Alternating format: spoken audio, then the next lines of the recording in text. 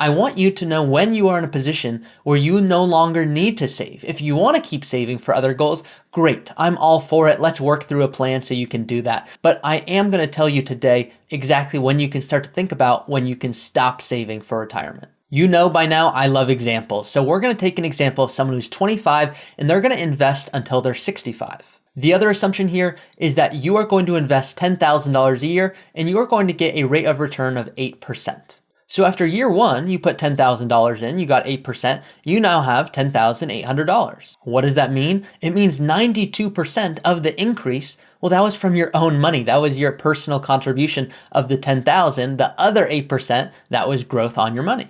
Now, after 10 years, your account would have grown to $144,000.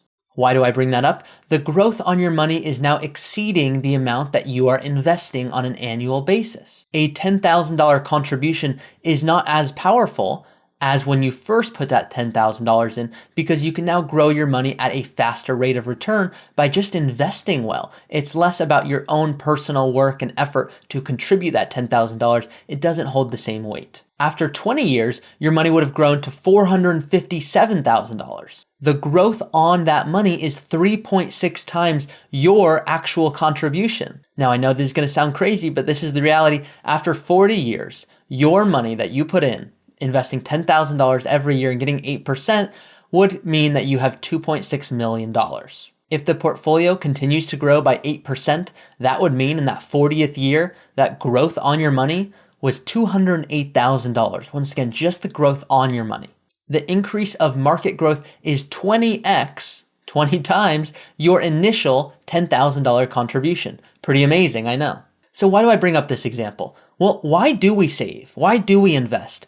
We do that so that we can really ultimately do more of what we care about most. For most people, it's traveling. For some people, it's, hey, I just have always been putting off this job I wanted to do because of financial reasons. And so you can continue saving and investing, but there comes a point where adding more dollars is just, as you can see, not as impactful as investing well. So if you're investing well and you've done a really strong job of that, wonderful. It's now time to start to understand that you can add more money. It's certainly not going to hurt, but it doesn't carry the same weight as if you just put more money in early, saved and invested well, and then took your foot off the gas and said, hey, I'm now letting my money work for me as intentionally as possible.